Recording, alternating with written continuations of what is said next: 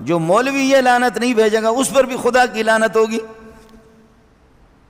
Canada سے مجھے phone آتے رہے، ایک بندہ اس آیت کا مقصد کیا ہے میں نے بتا دیا، اس آیت کا مقصد کیا میں نے بتا دیا۔ اللہ کی فضل سے میں ترجمہ پڑھاتا ہوں اور قرآن کا استحضار ہے، تو مسلسل باہر ملکوں سے فون آتے رہے، میں ان کو بتاتا رہا۔ تو جہاں پر قادیانی اپنا گند لگانا چاہ رہا ہے تو وہاں پر کہنے لگے اس آیت کا ماقبل کے ساتھ جوڑ نہیں ہے۔ میں نے کہا تیرے ہاتھ میں قرآن ہے؟ کہنے لگے نہیں۔ میں نے کہا ماقبل کی آیت کون سی ہے پڑھ تو لو، وہ اس کو یاد ہی نہیں ہے۔ میں نے کہا اس کی بعد والی آیت کون سی ہے وہ پڑھ لو، وہ بھی نہیں۔ کہنے لگے یہ آیت فصاحت و بلاغت کے خلاف ہے، یہ آیت فصاحت و بلاغت کے خلاف ہے۔ میں نے کہا ارشاد فرمائیں گے کہ فصاحت کیا چیز ہے، بلاغت ہے کیا چیز، یہ ارشاد فرمائیں گے؟ اس کے بعد پھر دیکھیں گے کہ فصاحت ہے کیا، بلاغت کیا ہے۔ تو آپ بھی جتنے بیٹھے ہوئے ماشاءاللہ یہ جو ہمارے ہوتے ہیں نا بس فصاحت و بلاغت، فصاحت و بلاغت، تو پتہ تو کرو کہ فصاحت ہے کیا۔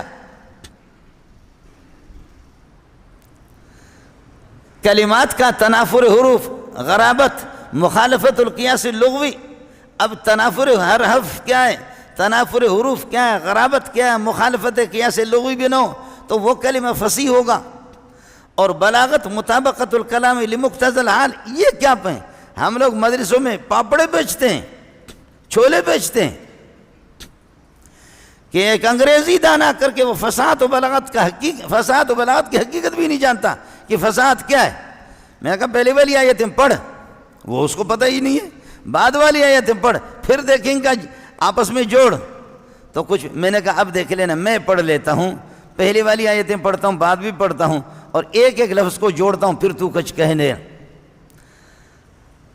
درمیان میں کہتا رہا، آخر میں وہ کہنے لگے نہیں یہ بات سمجھ میں نہیں آ رہی۔ میں نے کہا سمجھا تو دوں گا آپ کو، لیکن ایک مسئلہ آپ کو بتا رہا ہوں، سمجھا تو دوں گا، صرف یہ کہہ دے کہ مرزا غلام احمد قادیانی پہ لعنت، یہ صرف کہہ دے۔ اب پتہ چل گیا کہ اتنے دن سے وہ میرے ساتھ ٹیلی فون پہ، کینیڈا سے ایک آدمی ٹیلی فون کرے، آدھا پونا گھنٹہ بات کرے، یہ میرے چوکیدار کھڑے رہتے کہ استاد جی لڑ رہا ہے، پتہ نہیں کیا کر رہا ہے، یہ بھی سنتے رہے، استاد جی کیا ہو گیا۔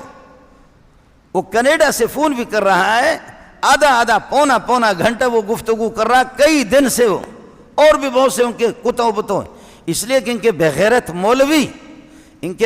مولوی تو چھپے رہتے ہیں۔ اور آپ کو بھی بتا رہا ہوں اس کی اجازت ہمیں نہیں ہے شرعی لحاظ سے، قادیانی واجب گردن زدنی ہے، مرتد ہے، اس سے کوئی بحث نہیں ہوگی۔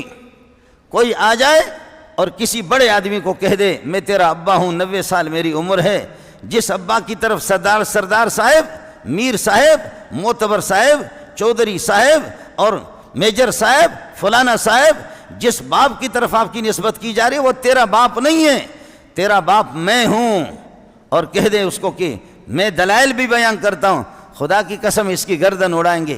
یہ ایک مظلوم محمد ہے، اس کے بارے میں کوئی بھی آ جائے، انگریز نہیں، اربوں کھربوں ڈالر اس پر یہ ہے کہ اس کی پشت پناہی پیچھے سے ہوتی۔ ایک ہی محمد ہمیں نظر آ گیا، اور یہ بے دین قسم کے لوگ کہتے ہیں کہ مولانا ان کی بات سن لو، مولانا ان سے بات کر لو۔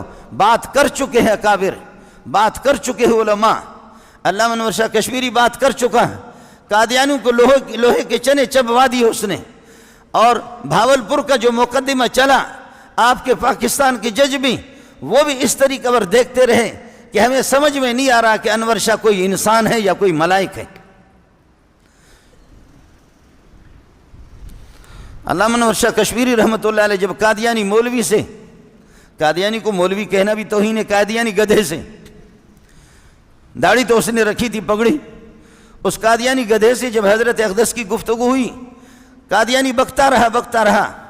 آج بھی اپنے وکیلوں سے، ججوں سے معلوم کرو، بھاولپور کی سرزمین گواہ ہے اس بات کی کہ جج کہتے ہیں کہ ہم نے قلم اٹھا کر کے پھینک دیا،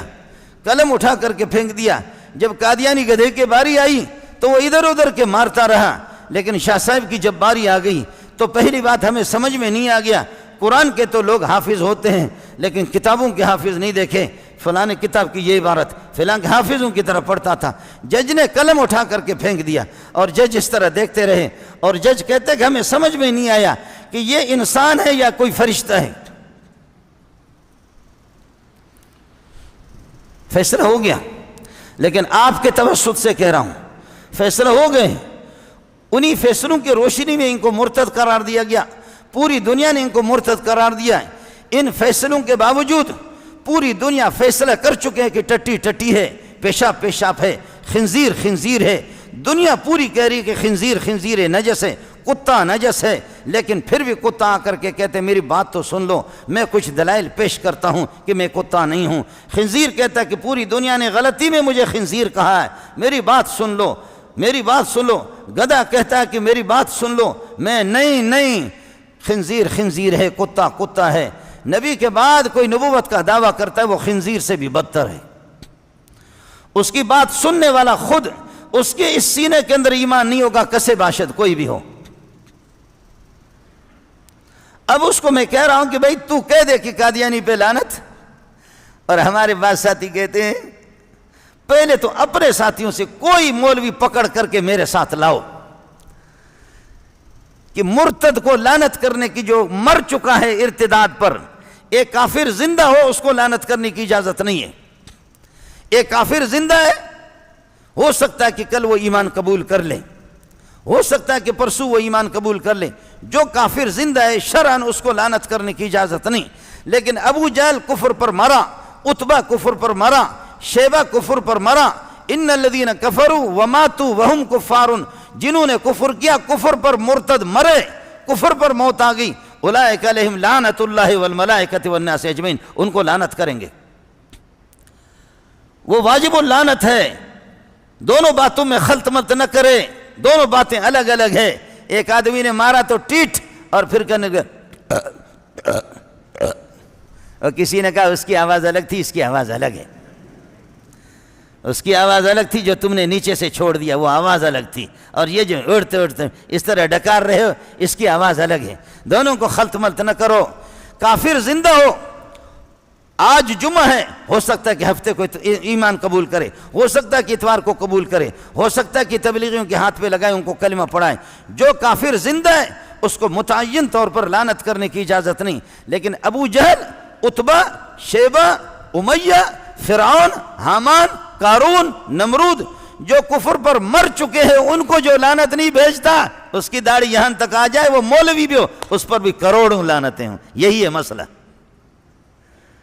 آپ کو تو بہت برا لگے گا، آپ کو تو بہت برا لگے گا. مسئلہ اس طرح ہے، جو کفر پر مرے ہیں ان کو کوئی مولوی اگر لعنت نہیں بھیجتا وہ مصلحتوں کا شکار ہے. امام ابو حنیفہ رحمۃ اللہ علیہ نے فرمایا کہ محمد رسول اللہ کے بعد بھی کوئی نبی آ رہا ہے اور لوگ کہتے ہیں اس سے دلیل کا مطالبہ کریں. فرمایا کہ گردن اڑا دو، جو اس سے دلیل کا مطالبہ کرے گا وہ کافر ہے، خود کافر ہے.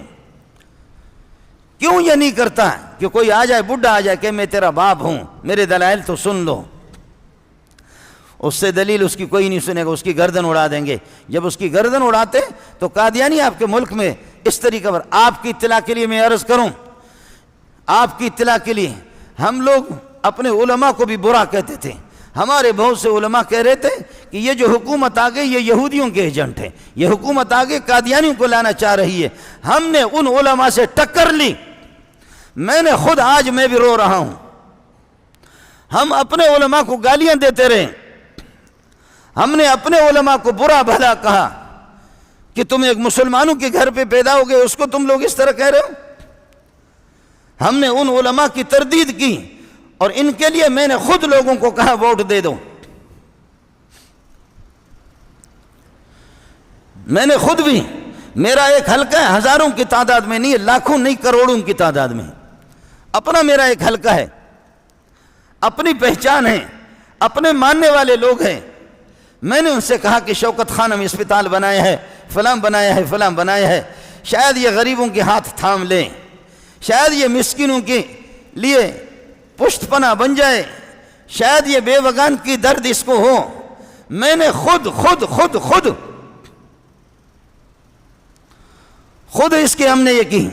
لیکن اب میں آپ کو بتا رہا ہوں کہ ہمارے بلوچ جب غلطی کرتے ہیں تو بلوچ کہتے ہیں کہ منا معاف پکن من گو واڑ تگوں. جب بلوچ غلطی پشیمان ہوتا ہے تو بلوچ کہتے ہیں منا معاف پکن من گوہ واڑ تگوں, مجھے معاف کرو میں نے ٹٹی کھائی ہے. اب میں بھی آپ سے کہہ رہا ہوں کہ پی ٹی آئی کی حمایت کر کے ہم نے بھی ٹٹی کھائی. ہمیں معلوم نہیں تھا کہ یہ ہمیں ترقی دیں گے محمد رسول اللہ کی توہین کی صورت میں. یہ ملک کو مفلوج کرتے کرتے کرتے کرتے کرتے جب ہر طرف سے پنجابی, سرائکی, بلوچ, مہاجر, پٹھان سارے کے سارے جب روئیں گے کہ نہیں ہے کچھ, تو پھر قادیانیوں کی اچانک ڈالروں کی بارش ہوگی, ان کو یہاں پر لایا بھی جائے گا اور نظام کو 73 کے اس دستور کو بدلا جائے گا جس میں قادیانیوں کو کافر قرار دیا گیا, ان کو مسلم قرار دیا جائے گا. اس کے بعد پھر اللہ کا بھلا کرے, پھر کہیں گے کہ جب تمہاری حالت اس مقام تک پہنچ گئی کہ تم روٹی کو ترس رہے ہو, لہذا اب ڈالروں کی بارش قادیانی کر رہے, اب کینیڈا بارش کرے گا, اب برطانیہ بارش کرے گا, لہذا یہ ہمارے محسنین جو بارش کی طرح ہم پر ڈالر برسا رہے, ان کو کون کافر کہتا ہے, ان کو کون مرتد کہتا ہے, ان کو کون بے ایمان کہتا ہے. لہذا یہ سب سے بڑے با ایمان ہوں گے. پھر اس کے بعد مولوی منظور جیسوں کے ان کی داڑھی ہم پکڑ پکڑ کر کے گھسیٹیں گے کہ تمہاری تقریریں ان کے خلاف ہوتی تھی. یہ ہمارے محسنین ہیں, یہ ہمارے. یاد رکھ لو آپ کے توسط سے مسلمانوں نمازوں میں کوتاہی رہتی ہے, نمازوں میں کوتاہی رہے گی, آپ کی روزوں میں کوتاہی رہے گی, میرا رب معاف کر دے گا. زکوٰۃ کے اندر کوتاہی رہے گی, میرا رب معاف کر دے گا. حلال و حرام کے اندر کمی بیشی انسان ہے ان سے ہو جاتی ہے, میرا رب معاف کر دے گا.